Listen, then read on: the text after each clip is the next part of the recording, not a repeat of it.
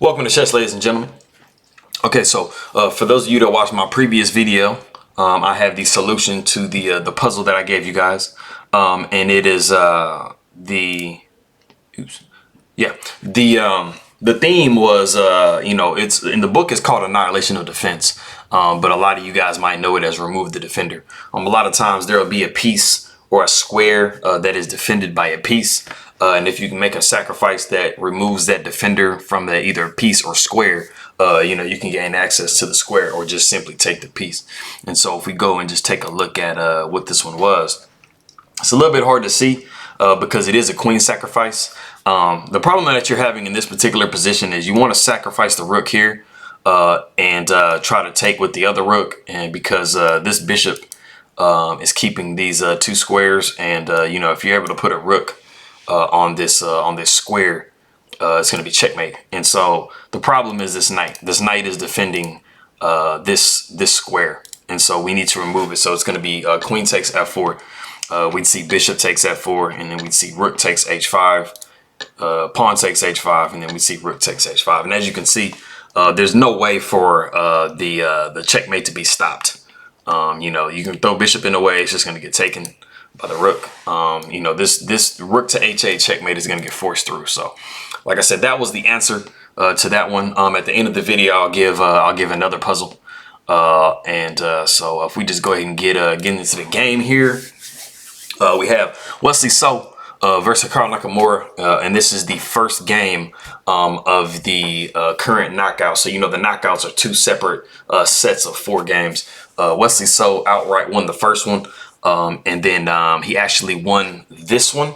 And so it'll be Wesley and Magnus Carlsen playing in the final of the Champions Tour Skilling Open. So like I said, this is the first game, and it is the most popular game. I don't know, some of you guys might have seen the actual game covered. It was quite a sensational game, but I'll do my own little coverage and commentary on it. So if you guys are ready, let's go ahead and take a look here. All right, so we have e4. Got e5, so knight to f3, knight to c6, bishop to b5. So we just have, the Ruy Lopez, one of the oldest known openings in chess. All right, so we got a6, and we have bishop to a4. So this is the Ruy Lopez Morphy defense. Of course, you also have, bishop takes here, and then d will take usually. In rare cases, you'll see b takes, but we see bishop back to a4, and so we see g6. And so this is the Ruy Lopez Morphy defense, deferred fianchetto defense.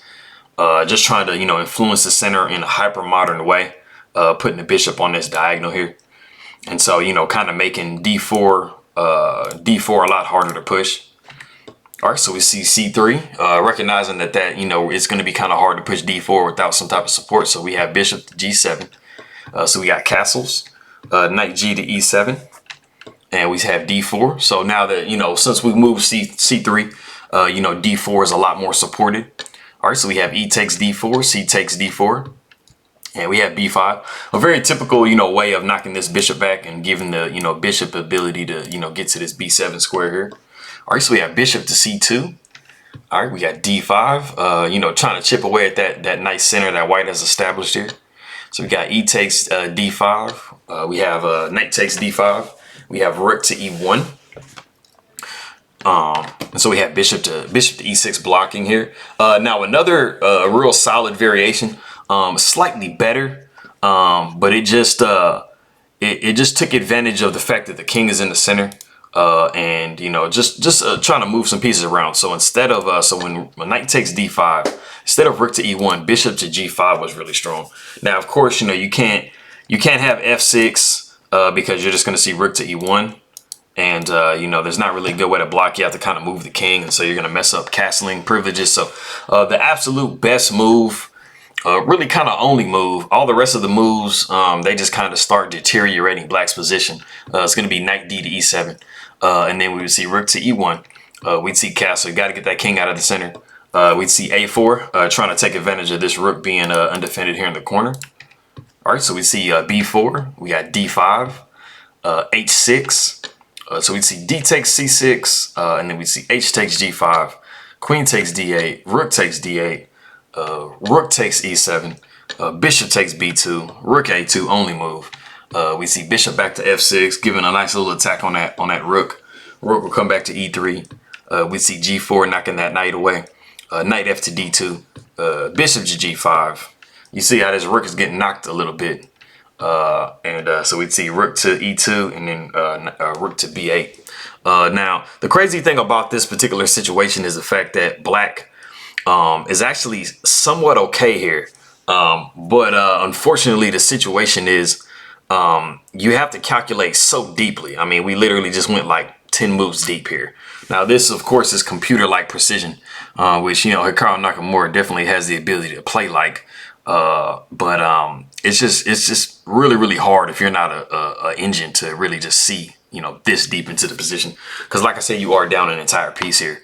You do have one pawn to the good, but it's not the greatest situation to be in. So, you know, to be able to hold on in that particular, this particular variation, you have to play with that computer-like precision. So going back to what we had before, we had Rook to E1, Bishop to E6, Bishop to G5. So we have the Queen to D7 sidestepping that Bishop G5. Of course, you know, if F6 is played, you're gonna get a twofer with Rook takes here, and then you're gonna take the knight on C6. All right, so we have Knight B to D2. So we got castles. Knight to B3, just adding a little extra protection onto this pawn, but then also, you know, eyeing this nice little you know, outpost square here on C5. All right, so we have Bishop to G4, kind of an artificial threat. You know, it's easily kicked away with H3. You know, of course, you know, trading on F3 is not really beneficial for Black, you know, because we do have a really, really open position here. So Bishop comes back to E6. We see Knight to C5. So like I said, I mean, it was kind of an artificial threat. It really didn't do much but kind of improve White's position, because now, you know, White has a lift for their king. So, you know, it kind of gave, you know, it kind of helped White do what they were trying to do in the position here, or just in the game period. So we see Queen to D6, Knight takes C6, F takes C6. Of course, you know, Queen can't take because we got the Rook defending here. All right, so we have Rook to E4. All right, so Rook A to E8. All right, so we got H4. Just kind of eyeballing, you know, a situation where you might be able to play, you know, H4, because as you see, we have isolated a pawn here on F6. And so, you know, we just want to try to further, you know, damage Black's structure here. All right, so we got Knight back to F6, attacking the Rook. So we got to get rid of that. So we have Bishop takes F6, Bishop takes F6, and we have H5. Just like I was saying before, you know, trying to, you know, it's not going to be a completely giveaway of a pawn. Even if you did give the pawn away, I mean, opening up this king like this is definitely probably worth the pawn here. So like I said, we take here. And then we got a nice little checkmate discover attack with, you know, Queen to H7 with, you know, moving the Rook to here and, you know, grabbing us a little pawn here. And so we defend that with Rook to F7. We have A3, making sure we don't have any B4 pushes here. So King to H8 here. All right, so we got Queen to E3, Queen back to F8. We got D5. Exploiting the pin of this pawn because, you know, of course you can't take, because, you know, you'll see Rook takes E8, and you know, it's a nice little pin of the Queen here. All right, so we have Knight back to D8, just defending the E6 square. So we have a takes, and Rook F to E7, trying to add a little bit more pressure onto that pawn. So we defended with Bishop to B3, and so Bishop takes B2. And so we're not worrying about the pawns on the queen side. I mean, as you can see, this king side is insanely open. And, you know, this king is in a very vulnerable position. So you definitely don't want to take like A3 with the bishop, because, you know, you'll just leave this diagonal, you know, completely exposed for the white king to exploit. So you have knight to B7, trying to block, you know, the infiltration of the rook here on D7, D7. So, you know, we see knight to G5, and we see knight to D6. So we see we see a rook sacrifice. So we have an exchange sacrifice. Sometimes you have positions that are just so good that you know, you can give up a rook for a knight, and you know, you've basically just taken away, you know, all hope from your opponent. And it's really nice being able to do those. I've been able to do that myself in the game. and it just feels nice because it's like something that just shouldn't be. And you know, like I said, we have C takes D6. We have knight to F7 with check. Now, to back up here a little bit, there was a variation that was really strong in this. Let me see, where's the position here? 31. And so when we had rook takes D6 and we had C takes D6. Now, before we insert the knight to F7 check, it was really strong to go rook to F4. Because I mean, initially you want to, you know, we have this pawn here on E6 very well covered. So, you know, the rook is not really needed to defend the pawn anymore. So moving it over to F4 was a very strong situation because I mean, the queen really just doesn't have too many places to go to. You know, and so, you know, the best, I mean, not do that. The best possible move for the queen would be actually the H6, but so we'd see rook to F7 check. The rook would take automatically because I mean it's forking the king and the queen here, and so you know, you have to get rid of that. And so rook would take F7, E takes F7, not worrying about the capture of the queen on E3 because we see pawn to F8 with check, forcing the queen to take. We'd see rook over, taking down F8 with check. We'd see king to G7 only move, and then before we take back on E3 and then also get our rook taken as well, we go ahead and throw this check in here on G8, king to F6, and it's only then that we take on E3. So like I said, we did see rook takes F7 anyway. We saw E takes F7, rook takes E4, queen takes E4, and so we see bishop back to F6, and so we got queen to F5, we got king to G7. Got queen takes H5, queen over to C8, trying to see if we can't sneak in this C1 square with check. All right, so we got G3, just giving the king a little bit of room to move. All right, so we got H6. We got queen to D5. So the most important thing right here in this particular endgame, with you being up, or not up, but just you having this like beautiful pass pawn here on F7, is that you make sure that you keep your queen. Make sure you keep your queen and your bishop connected, and you make sure you heavily, you know, defend this square here.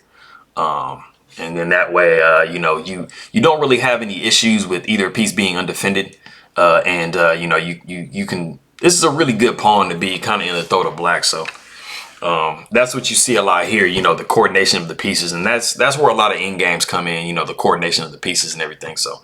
We see queen to D8, you know, black trying to do the same thing as well. So we have queen to B7, attacking this weak pawn here on A6. So we have bishop to E7.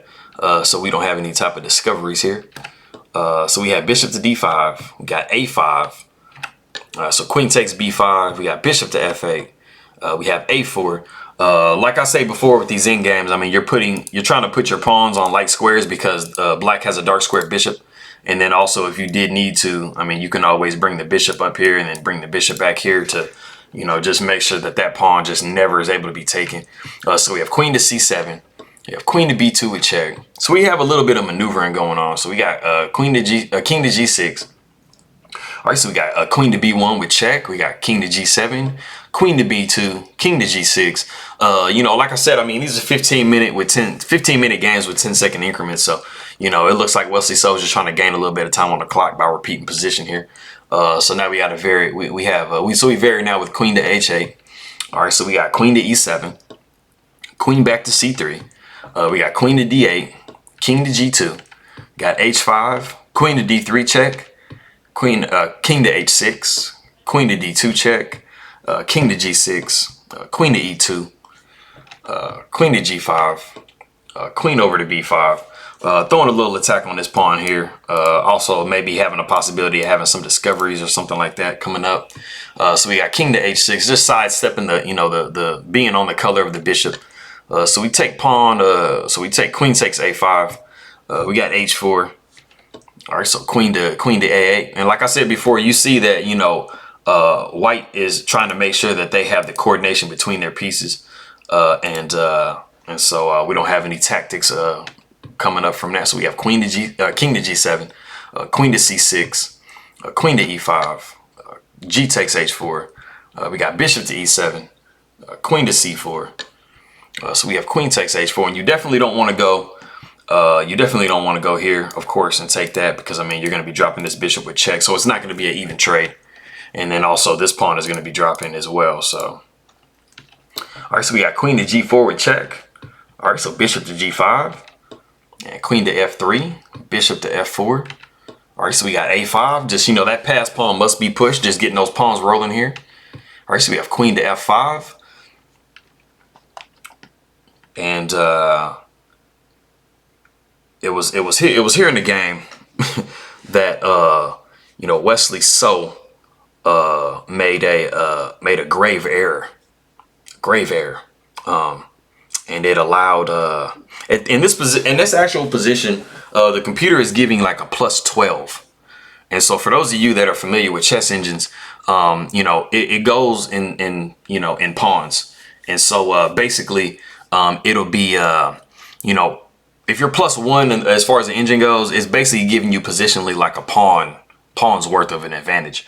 You know, you guys know that the minor piece is 3, the rook is 5, and the queen is 9. So, you know, for the computer to be giving +12, that basically means that Wesley So is up an entire queen plus a minor piece in this particular position, even though material is somewhat equal except for some pawns. You know, Wesley So goes queen to e4. And so, unfortunately, that actually allows Hikaru Nakamura to draw the game by repetition. So we have queen to g4 with check. We have king to f1, queen to d1 with check, king to g2, queen back to g4 with check. We got king back to f1, queen to d1 with check, and king to g2, and then we have queen to g4. And this was and it was this point in the game where they actually they drew by repetition. And so if we just go back to the critical point in the game, after we saw queen to h5, there was probably about 10 different moves that just basically just kept the advantage, or at least a legit, like a serious advantage, if not winning advantage. And just some of those moves, I mean, there was queen to d1, just making sure that we keep the connection and, you know, getting this pawn the ability to move. There was the outright just pushing of the pawn on a6. Because as you see, a8 is completely covered, so there's not really a way for, you know, the pawn to be defended, you know, or this square to be defended. You also had queen to b3, because I mean your main thought is making sure that you don't have like a check on this diagonal, and then, you know, basically white is able to just go, or black is able to go back and forth with the check. For those of you that got to this position here and saw this repetition where king was going back to f1 and going back up and going back up, you know, you might have been wondering, well, you know, can't the king just go to h1? You know, isn't that like an option? Like, you know what I'm saying? Because you can just kind of, you know, sidestep, you know, the situation. So if you guys want to pause the video real quick and see what's wrong with that actual move, I'll give you guys a couple seconds. All right, cool. And it's for those of you that do tactics on any platform, you've guaranteed, it's a guarantee that you've seen this this checkmate here. And so if we do have the king that goes to h1, a lot of you guys, I'm confident, saw queen to h3 with check, and it puts the king in a box. And so basically the entire checkmate is going to be king to g1 only move. The bishop is gonna come to h2 with check. The king is gonna have to go back to h1. You're gonna see the discover check with bishop to g3. The king is gonna have to go back to g1. And you have queen to h2, king to f1, and queen takes f2 with checkmate. And so, like I said, for those of you that do tactics, that is undoubtedly something that you've seen. But just to show you guys the new puzzle, it is this puzzle here. So.